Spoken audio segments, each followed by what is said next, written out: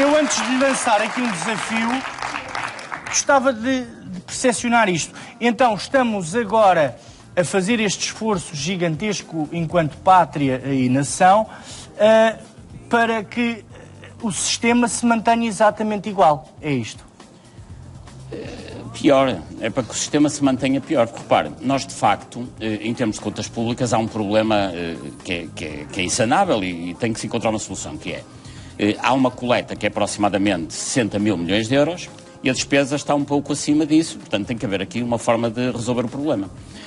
Agora, resolver o problema seria, por exemplo, deixar de pagar metade do que se paga nas parcerias público-privadas, deixar de pagar os juros, como se pagam, deixar de pagar rendas imobiliárias de favor, como se pagam. Ou então pagar-se alguma coisa ao Estoril para deixarem o Benfica ter ganho, porque era a maior alegria que o país podia ter tido.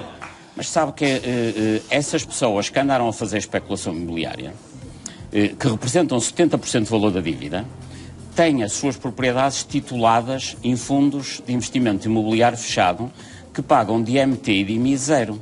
O que quer dizer que qualquer um de nós paga pelo seu T2, T3, T4, o que for, IMI todos os anos, mas quem ganhou dinheiro com a crise, quem fez especulação imobiliária, contribui com zero. O que extraordinário. É no mínimo estranho que se aumente o IRS às pessoas, que se aumente o IRC às empresas, ou não se baixe pelo menos, e depois haja alguém que esteja completamente isento de pagar impostos, que são os detentores dos fundos imobiliários fechados, que foram aqueles que ganharam dinheiro com a crise. Repare, aqueles que mais provocaram a crise são os únicos que não a estão a pagar. Mas isso já o Dante, na comédia de Dante, dizia, quer dizer, não há volta a dar-lhe. Em Portugal já se deram voltas a situações dessas. Deixe-me só lançar este desafio, porque vamos continuar nesta dimensão selvática da corrupção e da falta de transparência, mas eu queria lançar-lhe um desafio. Exatamente.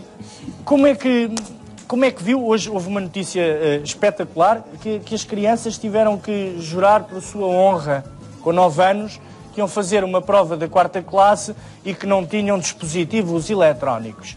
Estamos a ficar malucos, não? Não sei. O facto de agora haver exames da 4ª classe, vamos ver que resultados é que isto tem lá nas nossas casas, mas à partida parece uma ideia interessante. A questão dos telemóveis e da agitação das crianças, porque no fundo os miúdos são multitask, ao mesmo tempo mexem no telemóvel, mexem no computador, etc. Isso tem que se resolver da forma que resolvem os outros países, que é com muito desporto nas escolas. E eu julgo que gostaria de deixar aqui esta sugestão, que era nós começarmos a ter em Portugal desporto nas escolas que, pelo menos, faziam com que as pessoas, os miúdos, deixassem de ser tão agitados. Agora, porquê é que isto acontece? Também por questões imobiliárias. Por falar em crianças. Dizer, a maioria dos espaços imobiliários à volta das escolas, que deviam ser espaços esportivos, foram transformados em habitação coletiva, mais uma vez por via da especulação imobiliária. Muitos terrenos à volta das escolas, onde não se devia ter construído nada, foram encharcados de edifícios e agora é evidente que os meninos não tenham de fazer o seu desporto. Não, então, mas para que é que querem correr? Corram aí no cimento, joguem a bola entre os carros. Ou jogam com o telemóvel. Ou joguem com o telemóvel, árvores? Exatamente. Relevados? Exatamente. Estou a brincar com isto, ok? O seu filho encorajou a ir para a Dinamarca. O meu filho mais velho, de facto, trabalha na Dinamarca, porque neste momento, em Portugal, quer as empresas, quer as pessoas, têm que emigrar para conseguirem, enfim, ter melhores oportunidades e até viverem num ambiente mais higiênico. Porque, repare, neste momento... Disse mais higiênico. Mais higiênico. Sabe que, neste momento, a estrutura de recursos humanos do país é terrível, que é, nas áreas metropolitanas de Porto e de Lisboa, só têm emprego garantido, a não ser aqueles que são altamente qualificados, enfim, há exceções. Mas, na generalidade, a média só tem emprego garantido se estiver ligado a uma estrutura partidária qualquer e aí vai trabalhar ou para uma Câmara ou para uma empresa municipal. Mas fora dos grandes centros é muito pior que isto. Naqueles concelhos que têm 6, 7, 10, 15 mil eleitores, o maior empregador é a Câmara Municipal. O segundo maior empregador é uma Misericórdia, uma instituição de solidariedade lá do local. O terceiro é uma empresa média que também depende da Câmara. Ou seja, quem não estiver na rede clientelar do Presidente da Câmara, quem não for afilhado sobrinho do Presidente da Câmara ou afilhado do Presidente da Câmara, não tem qualquer hipótese de ter emprego. O que quer dizer, cria-se uma ideia que A obtenção de um emprego ou a progressão na carreira não tem nada a ver com qualidade. Isto perverte completamente a estrutura de recursos humanos de todo o interior de Portugal. É um enorme delator, o professor dos Jobs for the Boys. Considera que as juventudes partidárias são escolas de corrupção ou apenas locais onde se pratica sexo rápido e mau?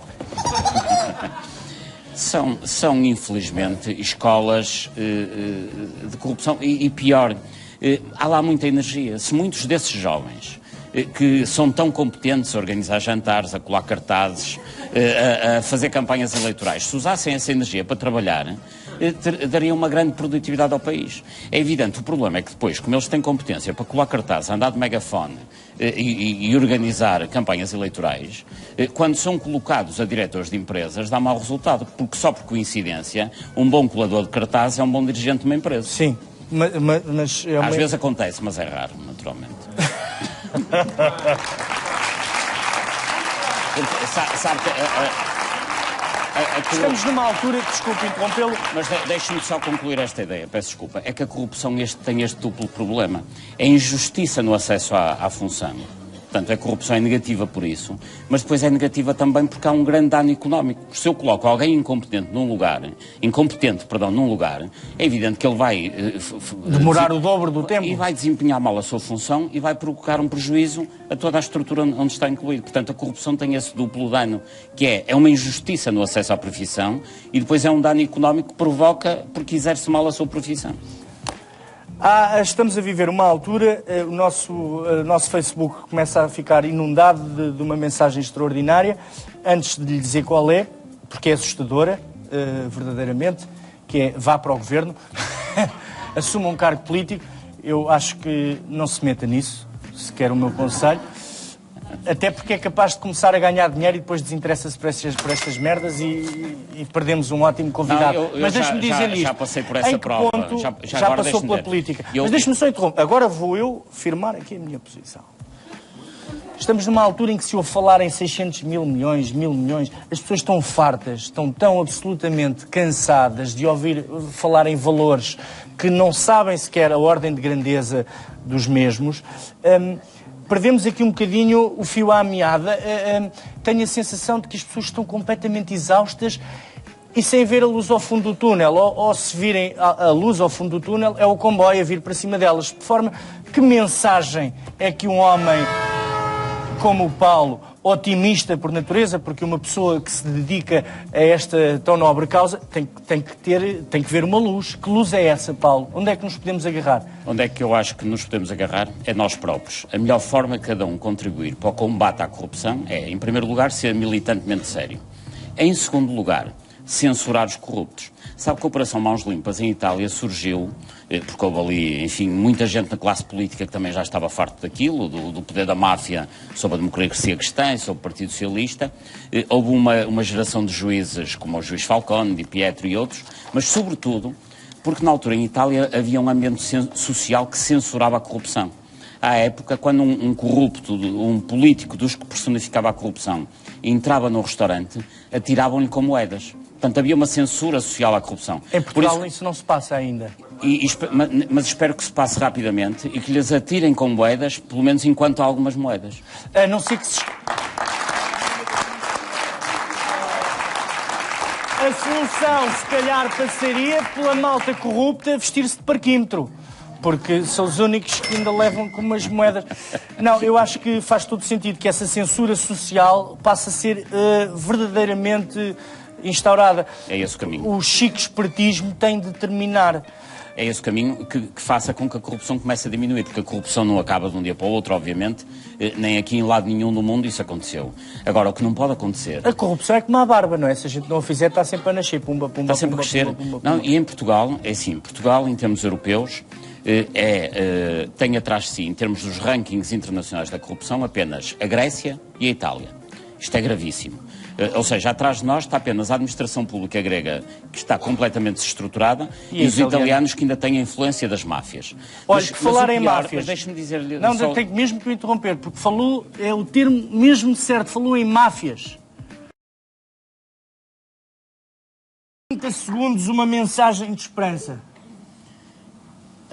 A mensagem de esperança depende, obviamente, da organização de todos nós, mas nós só sairemos daqui quando houver capacidade dos governantes tirarem privilégios aos poderosos. Foi sempre assim na história de Portugal. O Dom João II só conseguiu fazer os descobrimentos porque tirou bens ao Duque de Bragança, Duque de Aveiro, Duque de Viseu. Em Portugal só cresceu, só foi grande quando houve capacidade de tirar privilégios aos poderosos. E quando os governantes perceberem que é melhor incomodar muito 3 pessoas do que incomodar muito 3 milhões de pessoas. Um pequeno recordação da sua, mais uma vez, presença no nosso programa. O nosso país merece que hajam pelo menos mais 100 Paulos Morais. Muito obrigado.